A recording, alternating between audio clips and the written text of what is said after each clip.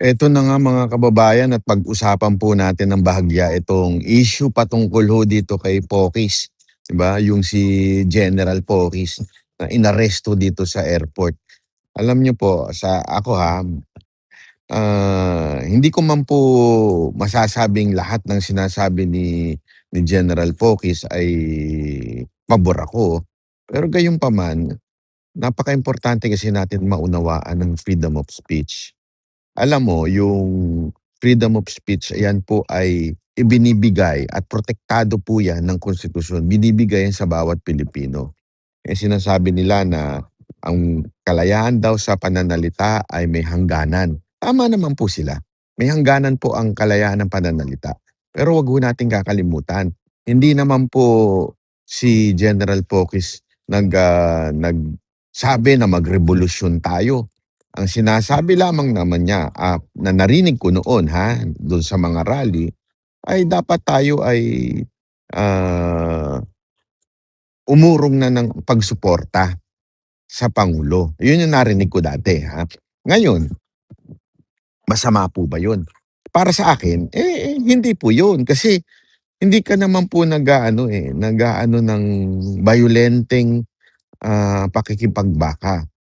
Kung ikaw ay magsabi sa ibang tao na, o ikaw mag-resign ka, actually hindi pa nga niya, never pa doon sa rally naalala ko, ah, pinagbabawal pa nga yung resign, yung salitang resign sa mga magsasalita doon, pinagbabawal pa na Marcos resign. Kaya talagang ingat na ingat. Ang kinakataka ko lang sa dami-dami ng mas matindi pang sumisigaw ng hindi maganda. Bakit si General pa ang ikinulong? Kasi kung maaalala ninyo, yung mga makakaliwa, yung mga demonyong makakaliwa, mga teroristang makakaliwa, aba'y mas matindi pa nga ang sinisigaw niyan. Mas matindi pa ang mga binibitawang salita niyan. At hindi lang po yun meron pang mga pruweba na yung kanilang grupo ay nahuhuli sa mga raid na ginagawa sa NPA. I mean, ang alam ko terorista sila, Yun ang yun ang dineklara ng Amerika, dineklara ng Pilipinas ng NPA ay terorista. At itong mga makakaliwa ay supporter nila. Ay hindi pa nga natin alam kung sila ba ay sumusuporta financially. Pero imagine niyo terorista tapos yung kanilang pananalita ay ibagsak, talagang manununog pa ng mga kung ano-anong diyan. Lumulusob pa. Isipin niyo 'to sila nga lumulusob pa, 'di ba naalala niyo yung huling nahuli na sabi pa ni nung tatanga-tangang, political analyst na sinabi DDS daw yun. Pero eventually kinonfirm na Manila Police na mga membro ng, makakaliwang grupo itong, nanggulo sa Menjola. So doon pa lang po mga kababayan napaka na, sapat na ebidensya na. Sapat na po ito na para sila talaga ang dapat ikulong, 'di ba? I mean eto, kung meron mang nasabing sigurong matindi itong si General Powys, eh, siguro naman mas matindi yung mga sinasabi ng mga komunistang terorista, 'di ba? So, I mean, oh, okey sige hulihin niyo 'yan. Hulihin niyo rin yung mga makakaliwa na terorista. Mas matindi ho yung mga yun, mga talaga yun, Yun talaga ang bayolente, sumusuporta sa may mga hawak na baril. 'Di ba tandaan ninyo, armado ho ang NPA, sumusuporta po sila dun. So, bakit hindi sila ang takpi ng gobyernong ito?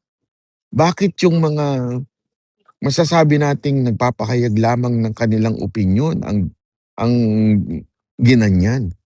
So, that is something, to think about, 'di ba? Hindi alam mo naalala ko talaga yung ginawa ng ama ni Bongbong, 'di ba? Naalala ninyo yung ama ni Bongbong? Sino-sino yung mga pinakulong? Mga media, 'di ba? Mga pinasara, mga media. Tapos yung mga mga heneral na nagsasalita ng kanilang opinyon, eh, pinakulong din. At kung ano-ano, basta ikaw ay pumalag sa gobyerno at nag-criticize sa gobyerno nun, ikukulong ka. Parang gano'n na nangyayari ngayon, mas malala pa. Pero isipin niyo, eto lang, isipin niyo lang ho ito. Bakit tila timing na naman doon sa press con na ginawa ni Chavit Singson? Kasi may press con si Chavit Singson, eh. At doon sa press con na yun, binanggit niya ang talagang mastermind ay si Bongbong Marcos at yung kanyang pinsan na si Romualdez. Talagang tahasang pinangalanan ni Chavit Singson itong si Marcos. At sinabi niya pa nga doon, may propaganda machine itong si Marcos na kung saan ay talagang ah, pinababait sa itsura ng masa itong si Bongbong Marcos. Alam mo, sa totoo lang ako, alam ko na yan noon pa eh. Noon pa po, alam ko na po na talagang meron silang PR na ginagawa diyan kay Bongbong Marcos. Alam ko na po yan noon pa. Kaya nga hindi ako nabudol eh. Hindi ko sinaniban yan nung panahon ng kampanya eh. Hindi ko tinulungan yan, hindi ko kinampanya yan eh. Kasi alam ko na meron talagang nagpapapogi sa kanya. Yan yung sinabi ni Chavit Singson. Meron nagpapapogi. May PR machine na humahawak dito kay BBM. As a matter of fact, parang nabasa ko ito kay Franco Mabanta, which is Franco Mabanta, alam natin yung siyang may hawak ng PGMN ngayon, di ba? Parang inamin niya doon sa part na isa siya sa mga PR machine ni Marcos noong panahon ng kampanya o nung hindi pa presidente si Marcos at eventually they parted ways. Kasi ako, meron akong alam bakit sila they parted ways. Hindi ko na lang sasabihin pero may sumulot sa kanyang matabang baboy na bayot eh. Sinulot yung pagiging PR eh. Hindi ko na lang papangalanan nung hayop na bayot na yun na ngayon eh masiglang masigla dahil lahat ng blessing ay nasa kanya na. Kasi kung maaalala niyo itong bayot na to, hindi ko na lang sasabihin yung pangalan ha. Gustong pumapel niya nung panahon ni Duterte. Eh si Pangulong Duterte naamoy yung karakas niya. Kaya hindi pinayagang pumapel. Ngayon, nung panahon kay Marcos, eh, alam mo naman si Marcos, mahina rin. Mahina rin siguro siya pagdating sa discernment. Eh, kinagat niya itong si Bayot na na PR.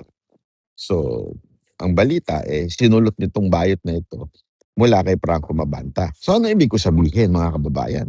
Isa lang ibig sabihin nito. Tama yung sinasabi ni Chavit Singson na meron talagang mga hinahire na PR etong si Marcos para talaga pumogi, para talaga bumait ang dating sa tao. Pero sabi niya nga, eh, mas malala pa ito sa tatay niya.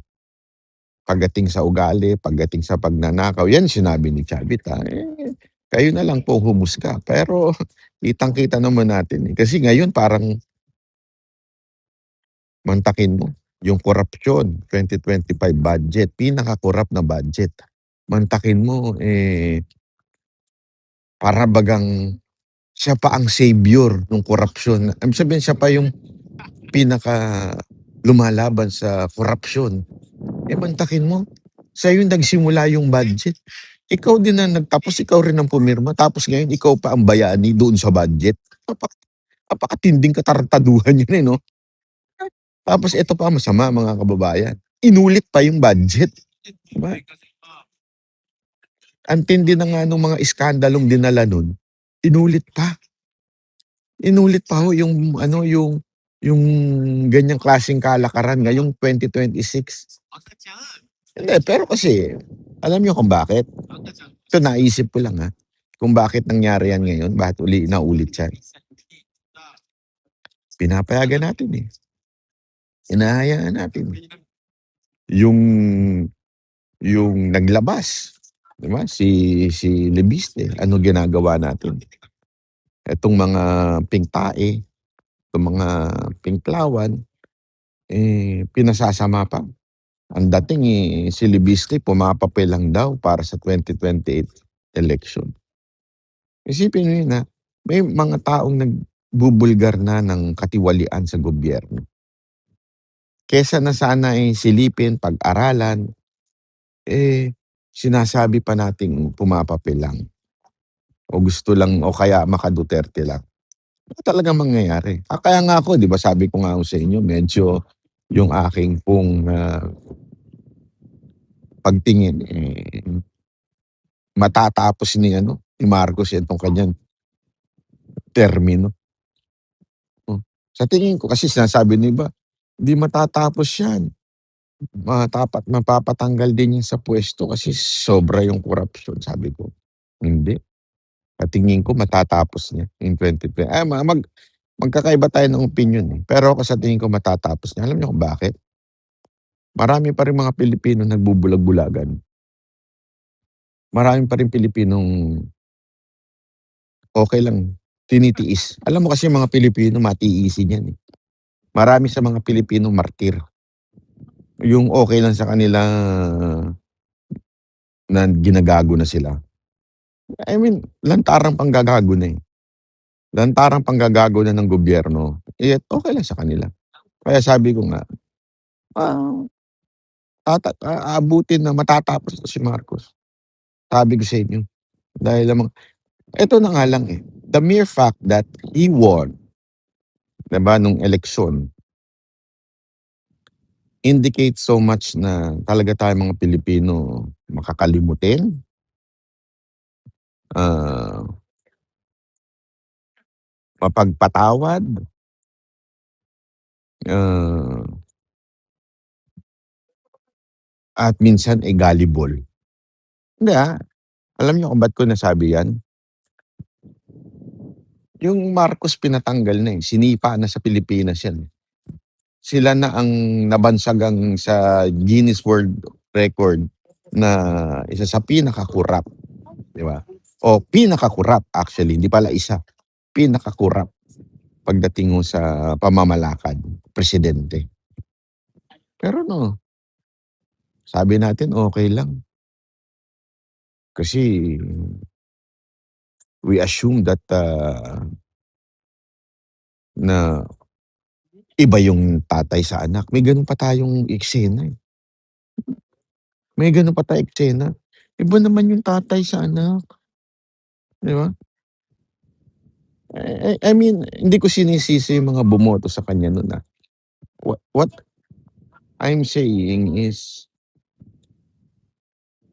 hindi tayo nag-ano, hindi tayo nagkakaroon ng pag-aalala sa mga kasaysayan. Madalas nating kalimutan ang kasaysayan, kaya na lang nagkakaganito tayo.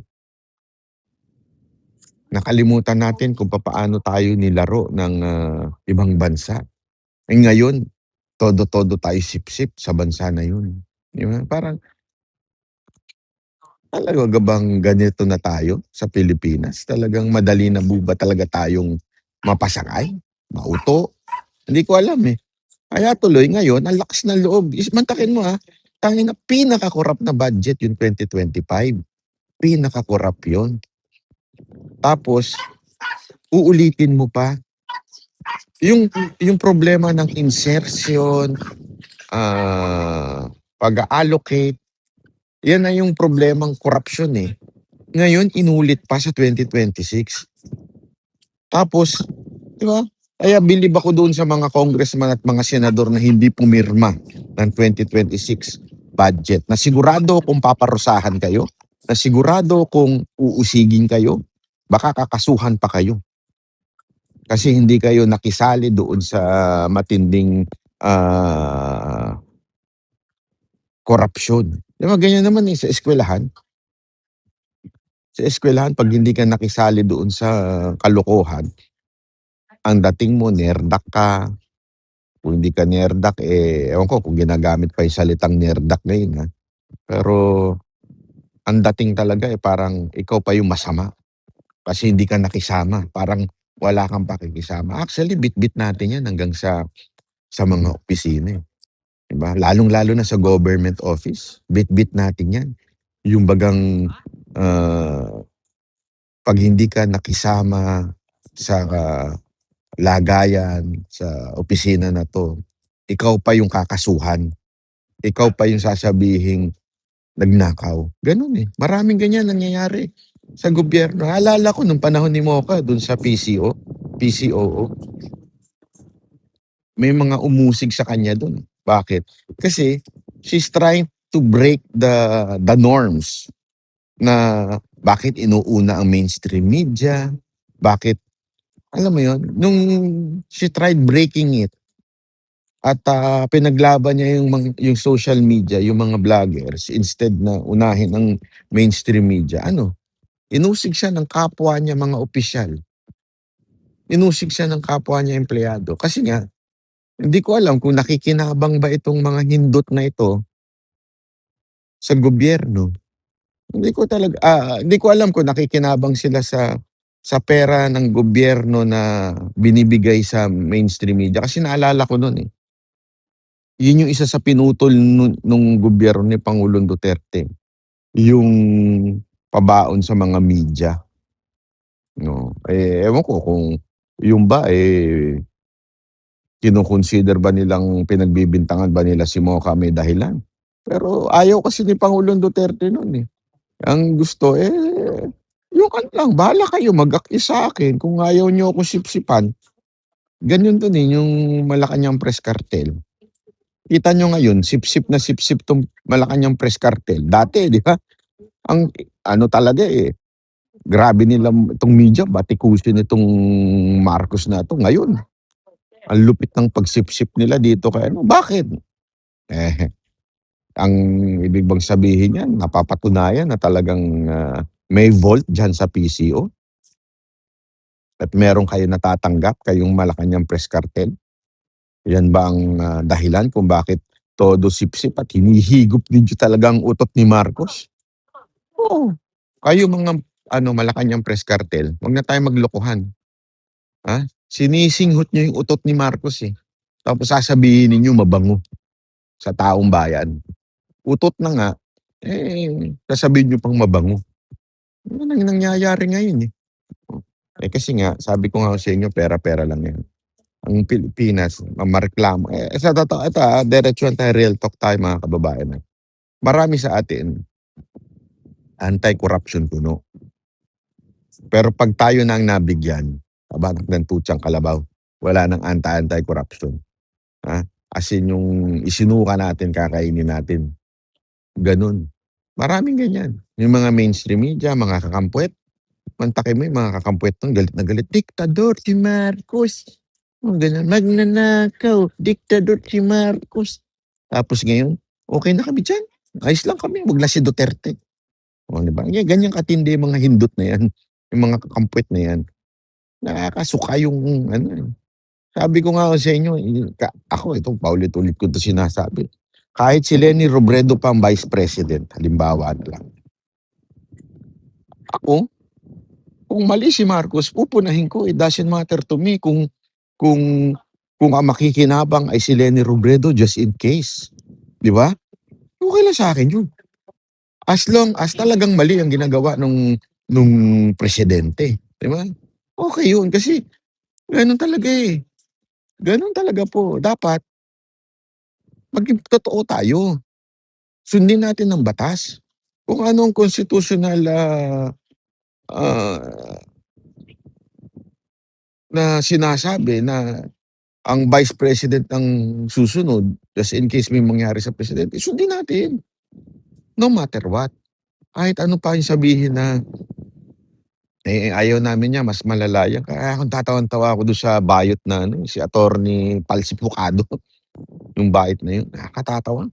Yung alam mo yun, kasi ang taong gago, ang taong sablay, yung taong nagsisinungaling, yung taong may agenda, maamoy mo yan, eh. Maamoy mo yan kahit papaano, kahit anong mangyari, malalaman mo, kaya pala ito ganito dahil, may ibang agenda. Halatang-halata yung agenda niya, eh, 'tong bayot na 'to. Halatang-halata na talaga ang agenda lang niya, siraan ang mga Duterte, lumubog, at feeling ko nga bayaran ito ni Romualdez. Eh, alam naman natin, eh, yan talagang pangarap niyang tambaluslos na yan, eh, maging presidente. So, the best way is, 'di ba sinimula na nga yun, simula pa lang yung PI para siya maging prime minister, hindi kumana. Tapos yung, impeachment, hindi rin kumana. Talagang gustong hindi makatakbo si VP Sara Duterte, 'di ba? So, feeling ko naman ngayon nag-hire siya ng mga quote unquote political analyst kasi tandaan ninyo, ha, bakit? Sumablay, eh, yung mga 'di ba naikukuwento naman sa inyo nila Jack, eh. Kahit ako naikuwento ko na 'to, eh.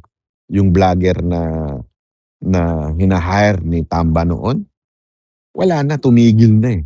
Bakit? Kasi walang nagawa, eh.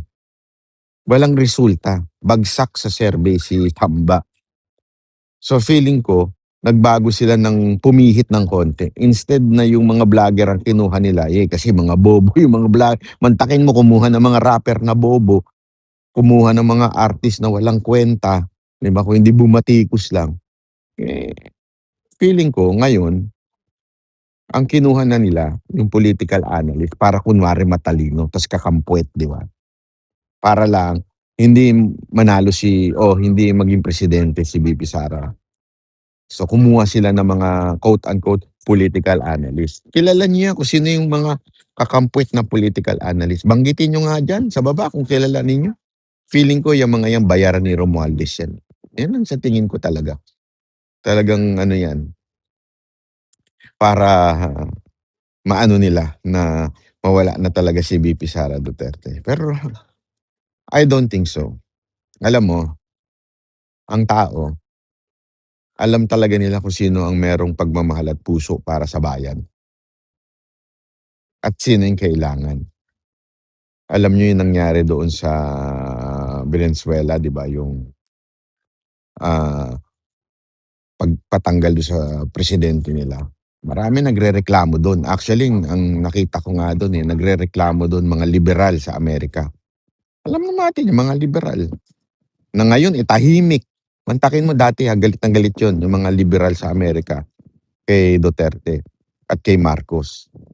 Galit na galit sila no'n, pero ngayon tahimik. Bakit? Kasi mga hipokrito yung mga 'yon. 'Di ba? Eh, yung sinasabi ng mga Venezuelan, kung hindi kayo taga dito, huwag kayong magkomento. Kasi nagkokomento yung mga liberal sa Amerika, nagsasabing galit na galit kay Trump sa ginawa ni Trump. Tapos alam mo nagtanggol, ha, hindi yung mga Amerikano nagtanggol kay Trump. Ang nagtanggol kay Trump yung mga Venezuela na citizen nila. Bakit? Sabi nga nila, eh, kung hindi naman kayo taga dito, wala kayong karapatang magsalita at magreklamo. Hindi niyo alam ang dinanas ng bansa namin. 'Di ba? 'Yun ang sinasabi. Kaya sabi ko nga, eh, ano pa rin, eh, justice will come in time. Sabi ko sa inyo, in time, justice will come. Kung hindi man dito sa lupa, eh, merong justice sa langit. Pero sana abutan na ng justice dito sa lupa yung mga animal sa Pilipinas. Sana ho, eh, talagang may damputin na kayo ng kasaysayan. 'Di ba? Sana. Eh, tingnan natin. Oh. So hanggang dito muna tayo mga banateras, ha. Kita-kita uli tayo sa susunod nating upload. Salamat po. Ako po si Banat Bay. Kami ang boses ng masa, hindi natatakot. Katotohanan lang, di kami nalulunod. Walang bahid ng sismis, lahat ay totoo. Kahit sino ka pa, pag mali ka babanatan ka. Walang pinipili kulay, wala kaming kinikilingan. Basta para sa bayan, kami lalaban. Pag tama palapakan, pag mali banatan. Di matitinag, di matatakot, para sa bayan tuloy ang sigaw. Sa harap ng kamera, walang halong mga baluktot, lahat kayo'y tutumba. Ang hustisya at totoo, yun lang ang mahalaga. Kahit sinong harang, di kami matitinag. Walang pinipiling kulay, wala kaming kinikilingan. Basta para sa bayan, kami lalaban. Pag tama palakpakan, pag mali banatan. Di matitinag, di matatakot, para sa bayan tuloy ang sigaw. Kung nasa tama ka, ikaw ay aming kasama. Pero pag mali ka, handa ka na bang mabasag? Banateros kami, walang inuunan, dahil bayan muna bago ang sarili.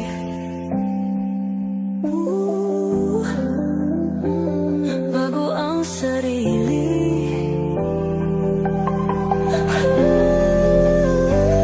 Pag tama palakpakan, pag mali banatan. Banateros ang sigaw, katotohanan ang